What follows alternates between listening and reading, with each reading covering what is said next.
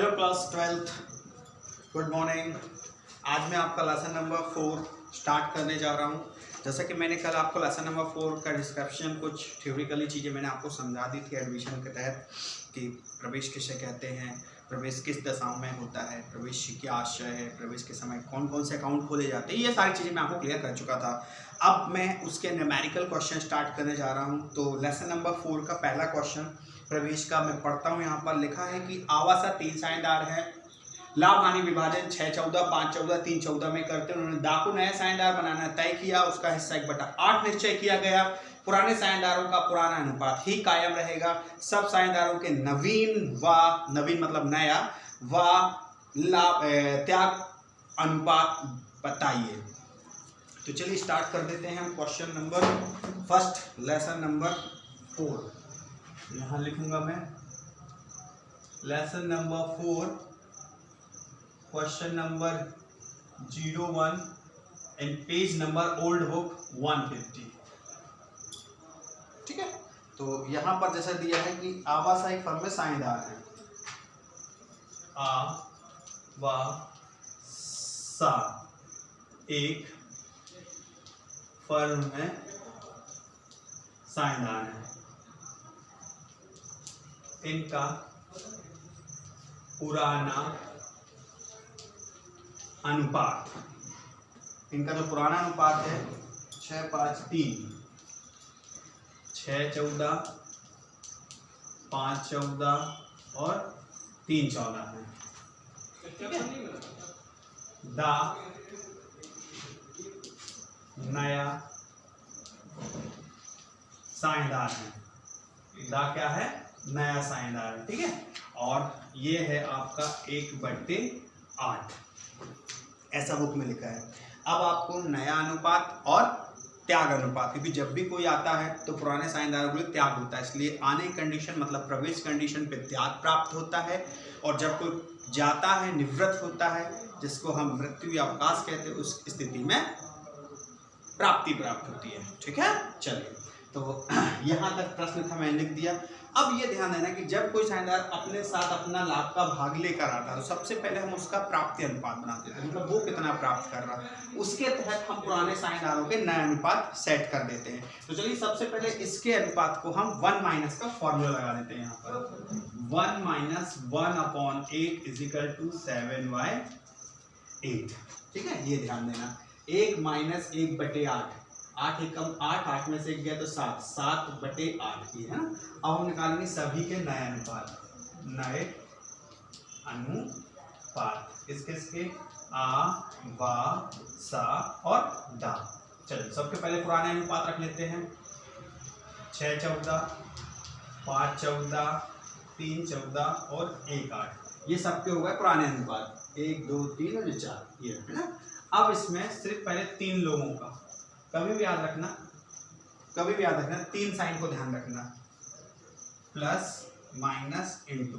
जब बात प्लस की हो, बीच में प्लस हो, तो क्रॉस मल्टीप्लिकेशन करना, क्रॉस मतलब त्रियक गुणा। जब माइनस की हो तब भी क्रॉस मल्टीप्लिकेशन करना, मतलब त्रियक गुणा। पर जब बात इनटू की हो तो सीधा सीधा स्ट्रेट गुणा करना, बिल्कुल आमने सामने। ठीक है, इसमें इनटू होगा पर आमने सामने। ठीक है, तो चलिए यहाँ बात इनटू करते, देखिए इनटू लगा हुआ बीच में, तो इसमें हम स्ट्रेट गुणा करेंगे, मतलब आमने सामने करेंगे। तो आमने सामने करने के लिए इसको ले लेते हैं हम 7/8, 7/8 और 7/8, ये वाला 7/8। ठीक है, 7×6 = 42, 14 × 8 = 8 × 32 की 2, हाथ के 3, 8 × 8 और 3 11, 14 × 112, 7 × 35, 112, 7 × 21, 112। ठीक है, अब आप देखें क्या ये कट सकता है? किसी टेबल से कट सकता है, उसको काट देते हैं। और कटे तो सब कटे, मतलब सभी कटे और एक टेबल से कटे तो काटना, वरना मत काटना। तो काट सकता है ये 7 से, है ना। तो 7×6 = 42, 7 एकम 7 व 4 और 7×6 = 42। ठीक है, 7 × 35, 7 एकम 7, 7×6 = 42, 7 × 21, 7 एकम 7, 7×6 = 42। सब 7 से कट गए। अब ये नहीं कट सकता। अब जरा हम देखें कि 6, 5, 3, तीनों को जोड़ो 16 होना चाहिए। क्या हो रहा? 6 5 3, तीनों को जोड़ा 16 हो रहा क्या? नहीं हो रहा। 6 5 11 और 3 14, मात्र 14 हो रहा। और नीचे कितना है? 16 है। हमको कितना चाहिए? 16 चाहिए ऊपर का टोटल। तो कितने कम पड़ रहा है? 2 कम पड़ रहा है। कितने कम पड़ रहा है डियर? 2 कम पड़ रहा है। एक हम यहाँ लिख लेते हैं कि 2 कम पड़ रहे हैं। उसके बाद आप ये देखो कि आ बा सा, हर की वैल्यू क्या है? अंश बटे हर, मतलब बेस वैल्यू क्या है नीचे का हर। तो सबका देखा 16 16 16, परंतु अगर मैं दा का देखूं तो दा का हर वैल्यू क्या है? मात्र 8। उस 8 को भी क्या करना है? 16 करना है। तो कितने का गुणा कर दे उसमें? कितने का? 2 का। Very good. मतलब वैसे भी 2 का और वैसे भी 2। तो हमारे घटाने पे भी वही डिफरेंस आना चाहिए और मल्टीप्लाई में वही डिफरेंस आना चाहिए। अगर सेम डिफरेंस आ रहा मतलब हमारा सवाल बिल्कुल सही चल रहा। और इसमें हम 2/2 का मल्टीप्लाई करते हैं तो ये 2/16 बन जाता है। इस प्रकार से इनके नए अनुपात 6 5 3 और 2, 6 5 11 3 14 2 16, ये रह गए आपके नए अनुपात। अब चूंकि इसी सवाल में आपको त्याग अनुपात की गणना करना है तो आप आगे लिखेंगे त्याग अनुपात। चूंकि इसका फॉर्मूला क्या है? पुराना माइनस